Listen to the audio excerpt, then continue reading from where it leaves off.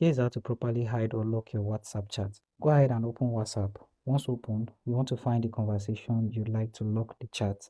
You can search in the search section for the profile, or you can scroll till you find the profile. Tap and hold down on the profile, and then tap on the three dots at the top right corner of your screen. Here you're going to see lock chat. Tap on lock chat and tap on continue. Unlock with your device authentication and a lock chat will be created. You find the lock chat at the top of your chat. Now to hide the locked chat, tap on locked chat and unlock with your device authentication again. This will take you to your locked chat. Tap on the three dots at the top right corner on this page and you see chat lock settings. Tap on this. Now toggle on hide locked chat and you'll be taken to create a secret code. Since I already have this option set up, I'll tap on change secret code to show you how to create a secret code. Enter your preferred secret code and tap on next. Enter the same code again and then tap on done.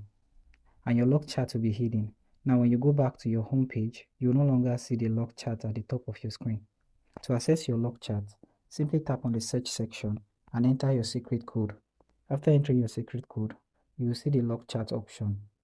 Tap on this and this will take you to your locked chats.